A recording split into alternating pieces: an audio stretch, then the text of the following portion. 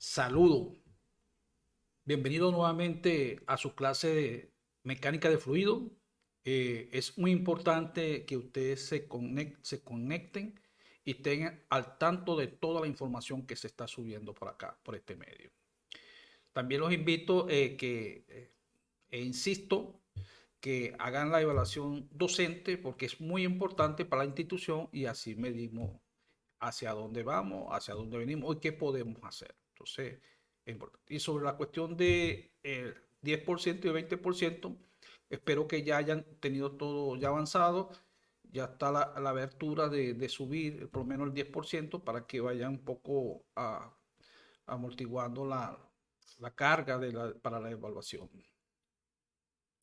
Ok, vamos a darle continuidad a nuestra clase. Ya por cerrar lo que es, vamos a hablar de unidad 3, que es el fundamento de lo fluido. Como ustedes pueden observar que cada clase que yo he presentado, le he colocado unos puntos de suma importancia para que ustedes vayan haciéndolo en su cuaderno y así van adelantando lo que son las actividades, porque ella va incluido para la evaluación del 10%, pero deben hacerlo en el cuaderno. Es muy importante el valor, tomar el valor de la lectura y de la escritura. Eso tiene un poder bastante sorprendente. Entonces es fundamental que hagan eso, ¿ya? Entonces, para concluir esta última clase de la unidad 3, entonces de los fundamentos de los fluidos, ¿verdad? Vamos a darle a continuación. Ok, tenemos dos pilares, ¿verdad? La pila 1, que es la perspectiva energética por escala, ¿verdad?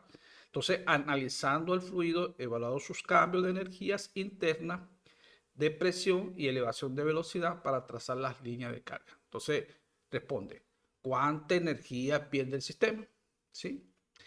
El segundo pilar es la perspectiva dinámica vectorial. Si analizamos el movimiento interactuando con el entorno físico, generando fuerzas e impactos. Entonces, la segunda pregunta es, ¿qué fuerza ejerce el fluido sobre la estructura? Ok.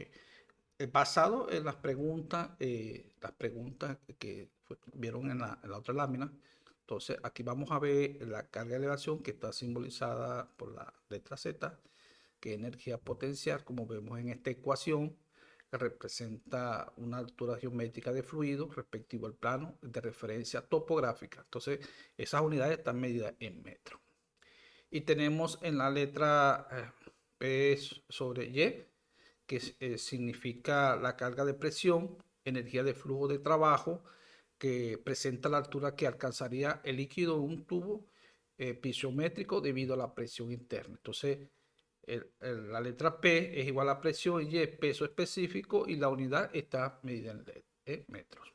Entonces, la carga de velocidad, esta energía cinética, la altura equivalente provocada por la velocidad del flujo. Entonces, está en V, que es la velocidad, G, que es la gravedad, y la unidad está en metro. Entonces, la suma de todos estos tres términos se denomina carga total en un sistema sin fricción, sin obstáculos, sin, ¿entiendes? Es una sumatoria constante. La línea pisométrica versus la línea de carga total, ¿verdad? Entonces, la pisométrica, ¿verdad? Una definición que significa lugar geométrico de las alturas representadas por los tubos pisométricos o largo de la tubería, que es la línea de las presiones. Y carga lineal total, LST, representa la suma total de la energía de fluido en cada uno de puntos de posición, más presión, más velocidad. En sus componentes, en la línea pisométrica, como podemos observar en la lámina, son los cargas de elevación Z más la carga de presión, ¿verdad? Eh, y igualmente la línea de carga total, que es la carga de presión más la carga de velocidad. La brecha, ¿verdad? La brecha En la línea piezométrica siempre se grafica por lo de los LST. Y en la línea de carga, un total de separación vertical exacta entre ambas líneas, que es siempre el valor de la carga de velocidad. Entonces, su comportamiento en la línea presiométrica, si la presión es menor a la atmosférica, ¿verdad? Entonces quiere decir que cae por debajo de la teoría física. Y en la carga lineal total, si el diámetro del tubo es constante, la LP es paralela con la LCT, ¿sí? Entonces, esas son las diferencias entre la línea de carga total y la línea piezométrica. Entonces, pasamos a la siguiente lámina. Ok, aquí vemos la visualización de las líneas. Como podemos observar, esta línea que representa la energía o las alturas totales. Aquí tenemos esta otra línea representada en pliométrica y tenemos esta línea, ¿verdad? En una altura geométrica con una inclinación, que es una caída progresiva de la línea de la energía a lo largo del trayecto, que representa la pérdida de cada carga por fricción y generada por la viscosidad o irregulosidad del tubo. Esto es un plano referencial. Igualmente vemos esta gráfica, que es la ecuación general del mundo real, como se decimos, que es la energía añadida a máquinas, entre paréntesis, bombas, que transforman una energía mecánica en una energía de fluido elevado y entre otras.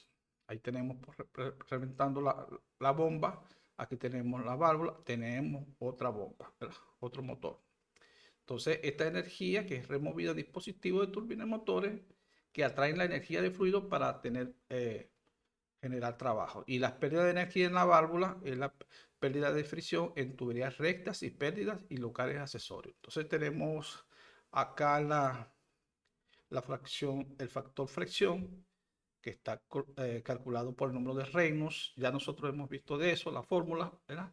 Que determina si el flujo es laminar o tubulante para cuantificar.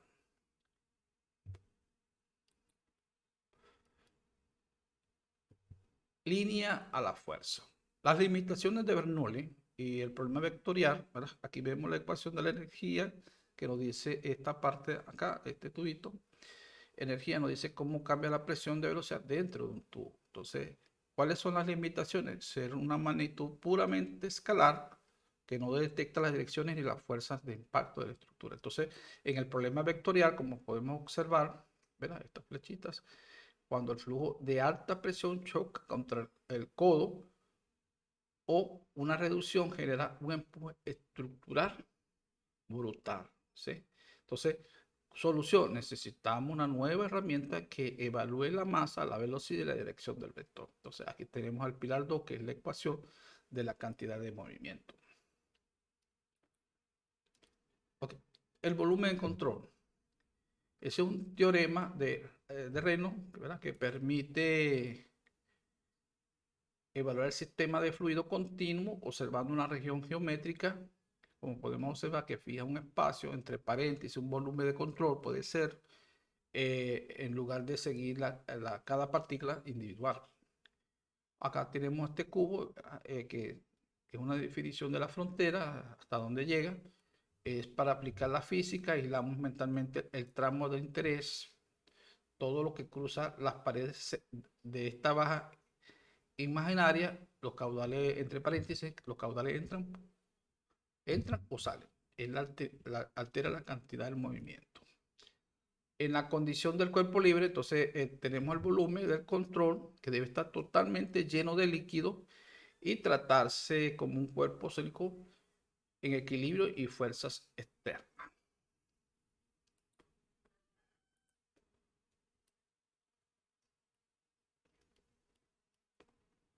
Bueno, en la ecuación, variación de la cantidad de movimiento, ¿verdad? Como podemos observar en la segunda partida, la segunda ley de Newton, es la fuerza de variación temporal y la masa por su velocidad.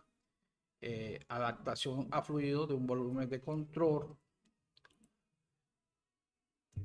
la variación de cantidad de movimiento que se evalúa en dos partes simultáneas. Por ejemplo, está la A, que es la frontera, que es el balance estricto entre la cantidad de movimiento que entra y sale por la superficie de control de un tanto entero. B, en el interior de la variación temporal dentro del volumen mismo, entre paréntesis, que este es el término que anula las condiciones del régimen permanente. Toda fuerza neta aplicada sobre una fluida es igual a la tasa de cambio de su cantidad de movimiento, como podemos observar. ¿Sí?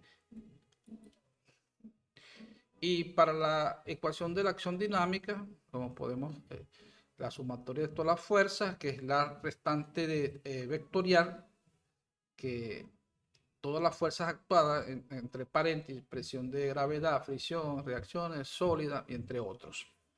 Tenemos el cambio vectorial de velocidad, que es la diferencia estricta entre los vectores y la velocidad de la media, y define la dirección de magnitud exacta del impacto.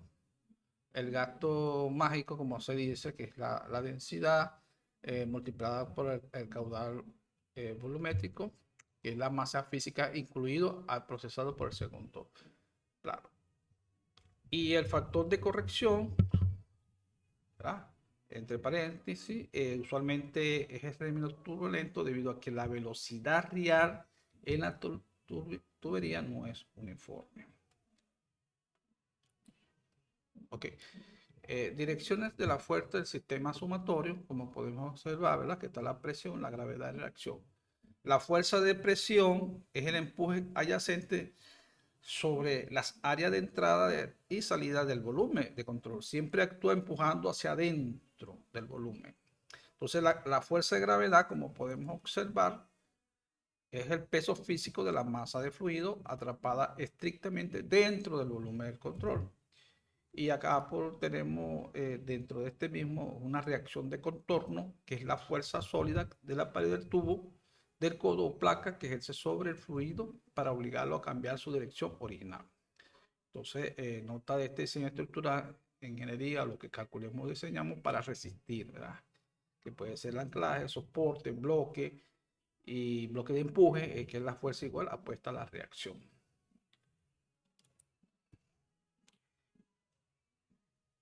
Impacto de un chorro sobre una placa fija.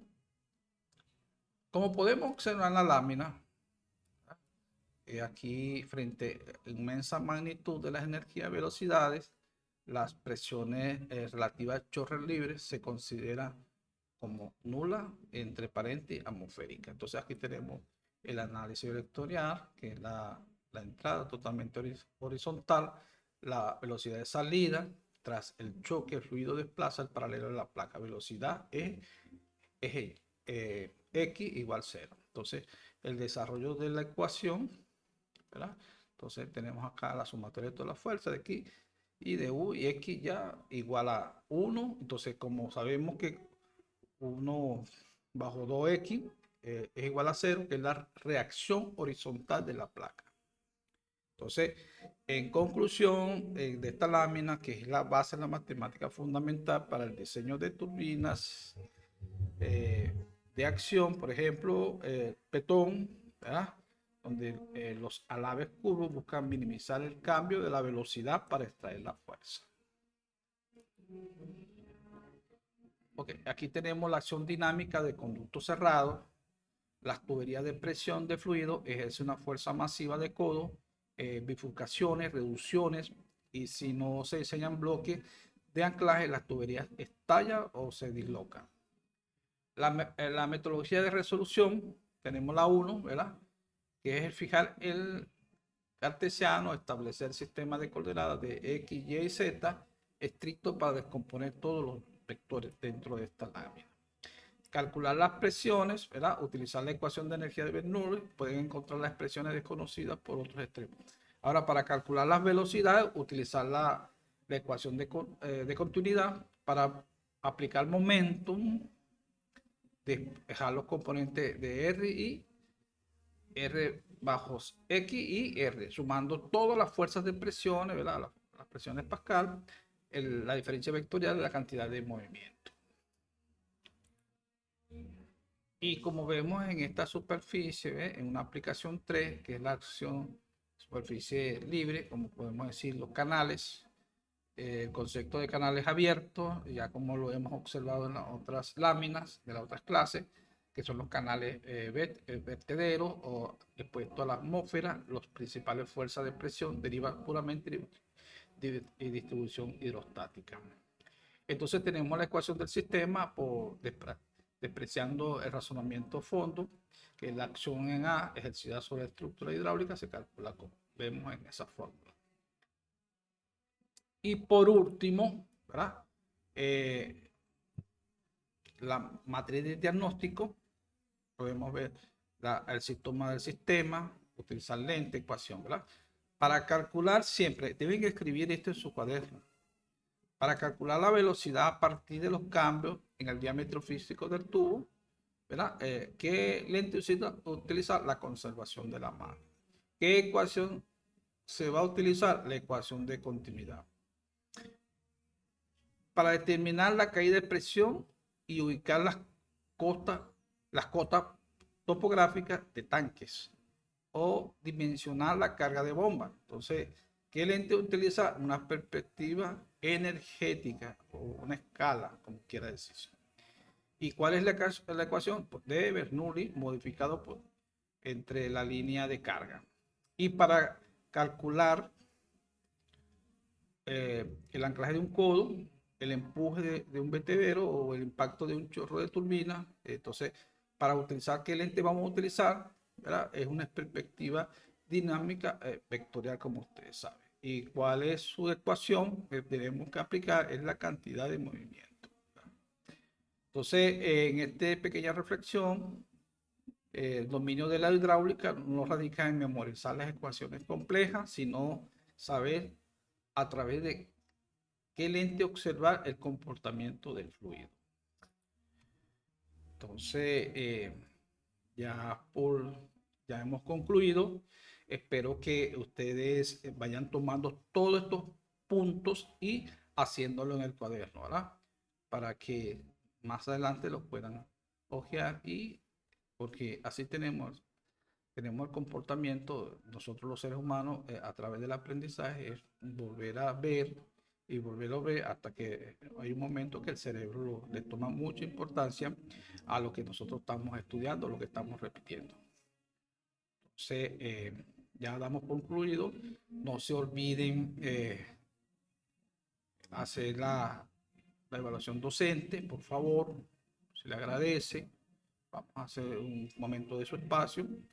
Y también quiero que vayan adelantando sus actividades de evaluación del 10%, que ya está abierto, ya tiene una abertura, ya pueden subir todo. Entonces, nos vemos hasta una próxima clase y se despide de ustedes con todo el cariño del mundo y estoy para servirles y espero que sepan apreciar el trabajo que debemos realizar.